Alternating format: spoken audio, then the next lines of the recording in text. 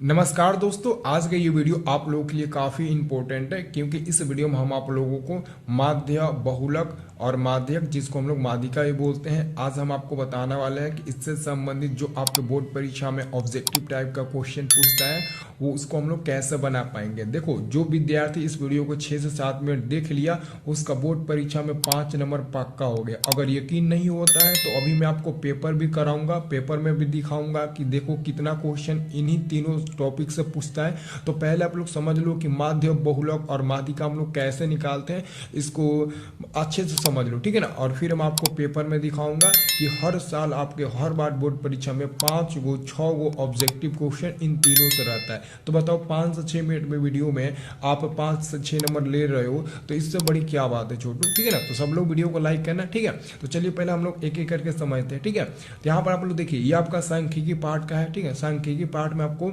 माध्य, बहुलक और माध्यक पढ़ना है, ठीक है ना। तो माध्यक जिसको हम लोग माध्यिका भी बोलते हैं, ठीक है ना। तो याद रखना, माध्यक को हम लोग माध्यिका भी बोलते हैं। तो सबसे पहले हम लोग एक एक करके समझते हैं। तो बाबू ये देखिए, पहला हमारा क्या है, तो पहला हमारा माध्य है। तो देखो, जब भी आपके क्वेश्चन में माध्य निकालने के लिए ऑब्जेक्टिव टाइप में पूछे तो माध्य निकालने के लिए सबसे बेस्ट फॉर्मूला होता है, कुछ भी अंक दिया है, कुछ भी अंक दिया है तो आपको उसको निकालने के लिए फॉर्मूला क्या यूज करना पड़ेगा, आप लोग फॉर्मूला यूज करना, फॉर्मूला का उपयोग करना, संख्याओं का योग बटे कुल संख्या, यानी कि सभी संख्याओं का योग बटे कुल संख्या। ये हमारा किसका सूत्र रहेगा, जब कहेगा परीक्षा में कि माध्य निकाले तो माध्य निकालने के लिए सभी संख्याओं का योग बटे कुल संख्या निकले, ठीक है ना। और आप अगर आपको बहुलक निकालना है, कोई अंक दिया है, अभी मैं आपको दिखाऊंगा, कोई अगर अंक दिया है और उसका बहुलक निकालना है तो बहुलक निकालने के लिए अधिकतम संख्या वाला बराबरता मान ही बहुलक होता है, ठीक है। और बहुलक बराबर एक फॉर्मूला होता है जो आपके बोर्ड परीक्षा में डायरेक्ट ये फॉर्मूले पूछ देता है कि माध्य, माध्यिका और बहुलक में अंतर क्या होता है, उसका संबंध क्या होता है।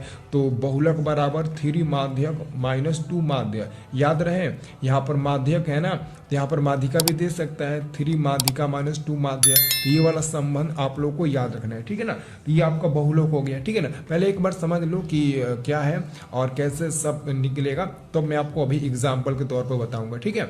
अब देखिए, ये हमारा तीसरा नंबर है, तीसरा नंबर माध्यक है यानी कि माध्यिका।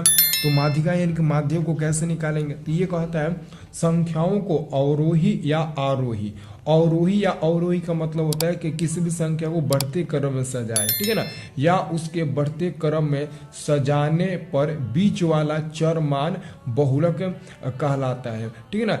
कोई भी अगर संख्या दिया हो तो उस संख्या को आप सबसे पहले बढ़ते क्रम में सजाओ और बढ़ते क्रम में सजाने के बाद दोनों बगल से देखो, जो बीच वाला मान आपको मिलेगा ना वही आपका माध्यक कहलाएगा, ठीक है ना। अब चलिए हम आपको एग्जाम्पल के तौर पर, ये मेरे पास देख सकते हैं बाबू, ये मेरे पास 2022 का ये पेपर है, 2000 ये मेरे पास 22 का पेपर है, ठीक है ना, 2022 का पेपर है, ठीक है।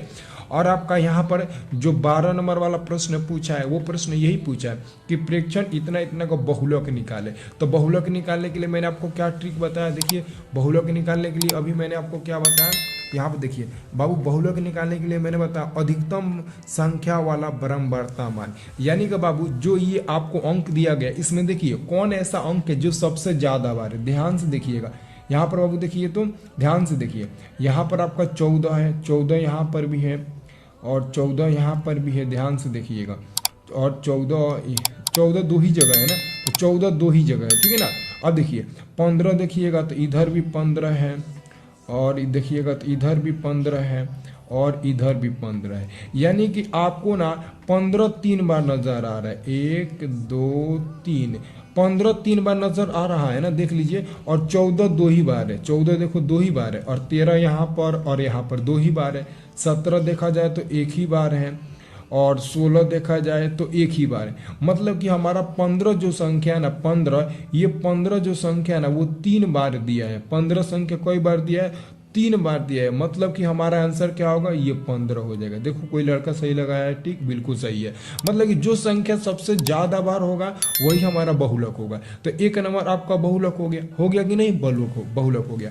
अब इसका जस्ट 13 नंबर में क्वेश्चन पूछा गया कि प्रथम 5 प्रकृत संख्याओं का माध्य, तो माध्य कैसे निकालेंगे, 5 को प्रकृत संख्या का माध्य निकाला है। तो सबसे पहले बाबू प्रकृत संख्या क्या होता है, प्रकृत संख्या 1 से शुरू होता है ना, तो 1 होता है, 2 होता है, 3 होता है, 4 होता है और 5 होता है। आगे भी होता है और, लेकिन आपको कौ को लेना है, 5 को ही लेना है ना। तो ये कौ को है, 5 को है ना। तो मैंने क्या सूत्र लगाया, अगर आपको माध्य निकालना है तो मैंने क्या बताया यहाँ पर, माध्य बराबर क्या बताया, संख्याओं का योग बटे कुल संख्या। यानी कि जो वो संख्या है ना, तो वो संख्या को जोड़ दीजिए। यानी कि 1 को जोड़िए, 2 को जोड़िए और इस 3 को जोड़िए और इस 4 को जोड़िए और साथ में 5 को जोड़िए। और बाटा में क्या था, कुल संख्या। तो कौ को संख्या है, 1 गो, 2 गो, 3 गो, 4 गो, 5 गो संख्या ना। तो 5 से भाग दे दीजिए और अब जोड़िए। तो 1 गो, 2 गो, 3 गो, 3 गो, 3 गो, 6 गो, 6 गो, 4 गो, 10 गो, 10 को 5 को 15 गो। तो ये 15/5 हो जाएगा और 5 से ये 15 3 बार में कट जाएगा। तो आपका आंसर क्या मिल जाएगा, 3 मिल जाएगा। और 3 देखो यहाँ पर कोई लड़का टिक लगाया भी है और बिल्कुल सही जवाब है उसका, तो 3 मिल जाएगा ना। तो हमने 2 क्वेश्चन देख लिए। देखो कितना आसान सा वीडियो, हर बार आता है पेपर में, हर साल का मैं पेपर दिखाऊंगा। अभी क्वेश्चन बैंक भी आपको निकाल कर दिखाऊंगा, प्रथम पाली में भी आता है, द्वितीय पाली में भी आता है, ठीक है ना, क्योंकि मैं कभी भी वीडियो में झूठ नहीं बोलता हूँ, ठीक है। अब देखिए अगला क्वेश्चन मैं आपको दिखा दूं।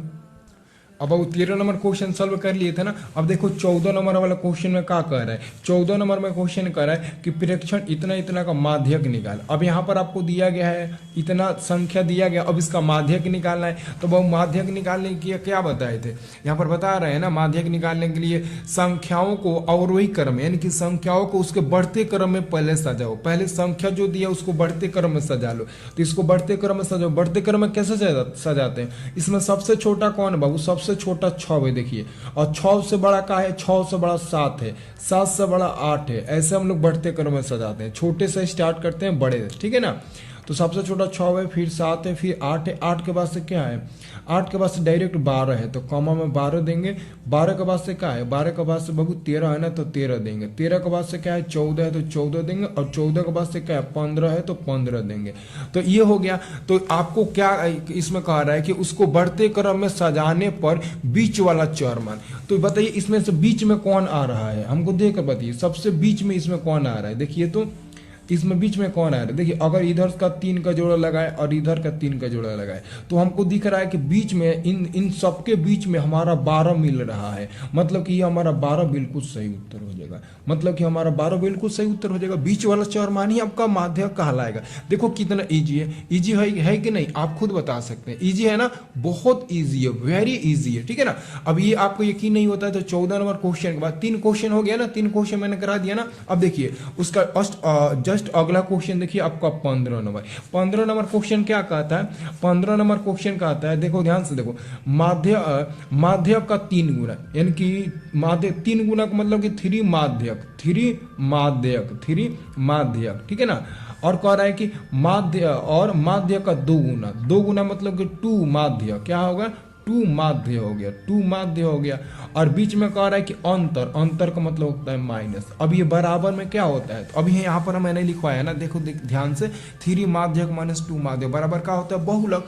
अभी इसके ऑप्शनों में दिया है, देखिए तो इधर आपके ऑप्शनों में दिया है ना बहुलक, तो आपका बहुलक बोला होगा कि नहीं होगा आंसर। तो आप लोगों ने 4 क्वेश्चन बताओ एक वीडियो से कर लिए और फिक्स है कि हर साल आएगा, ठीक है ना।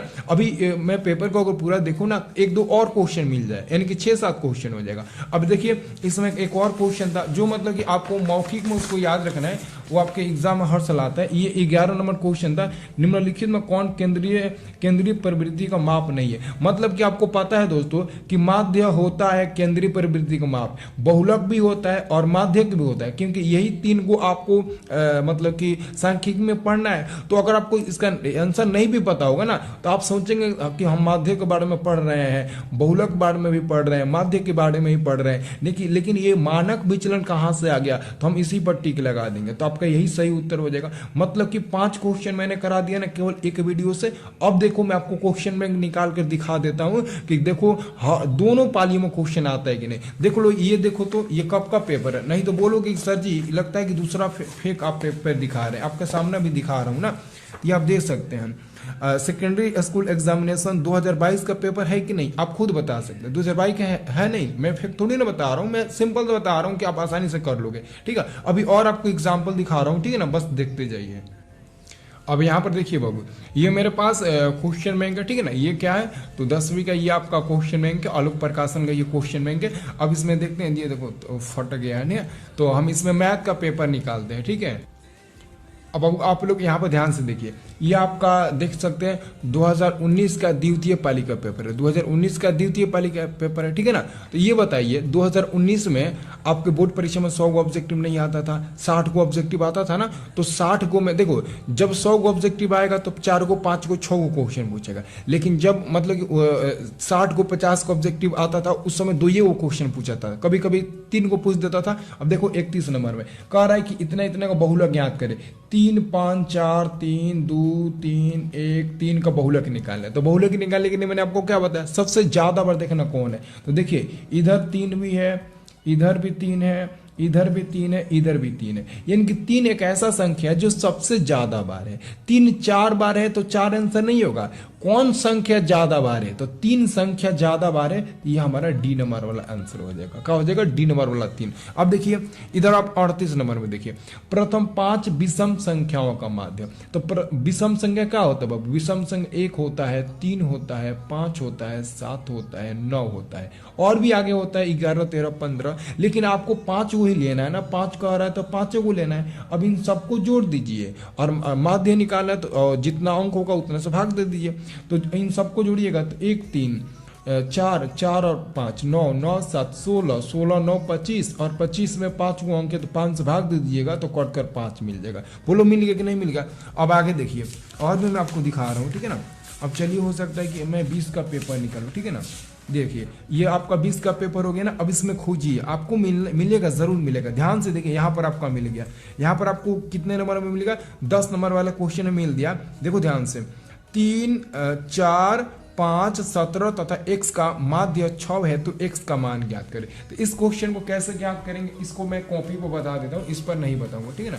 इसको कैसे ज्ञात करना है मैं आपको कॉपी में बता देता हूँ, ठीक है ना। ध्यान से देखिएगा, यहाँ पर भी वही कह रहा है। तो सबसे पहले आपको फॉर्मूला क्या दिया गया है, आपका फॉर्मूला क्या होता है बाबू, माध्य बराबर क्या होता है, माध्य बराबर फार्मूला होता है टोटल संख्याओं का योग। तो टोटल संख्या क्या है, 3 है ना। तो 3 प्लस 4 प्लस 5 प्लस 17, और फिर प्लस में आपका x भी है तो x को भी जोड़िए। और को अंक है, को अंक है 1 2 3 4 5 है तो 5 से भाग दे दीजिए। और बाद में कह रहा है कि माध्य हम 6 दिए हैं, तो आप माध्य की जगह पर 6 रखिए और बराबर में जोड़िए। तो 3 और 4 7, 7 5 12, और 12 में 17 जोड़िएगा तो 29 मिलेगा, और 29 में x जोड़ना। अब ये मत कह देना कि सर जी 29 में x जोड़ेंगे तो 30x मिल जाएगा, नहीं, ये x नहीं जुटेगा, उसको प्लस में ही हमको रखना पड़ेगा। और बाटा में 5 है तो 5 रख दीजिए। अब गुणा कर दीजिए 5 में 6 में तो 30 हो जाएगा, और बराबर में आपका क्या हो जाएगा 29 प्लस में x हो जाएगा।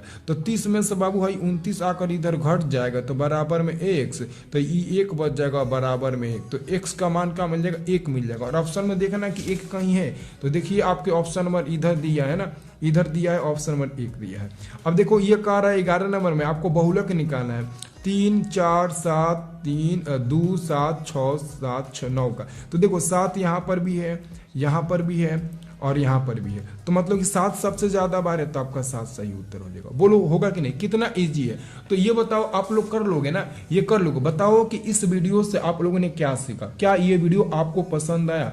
अगर पसंद आया तो कमेंट में आप लोग कमेंट में ज़रूर बताना कि सर जी ये वीडियो सबसे प्यारा हमको लगा। जल्दी से बताइएगा सर जी ये वीडियो हमको बहुत प्यारा लगा, काश ऐसे ही और वीडियो अपलोड करिए बढ़िया बढ़िया, ठीक है ना। तो बताइए।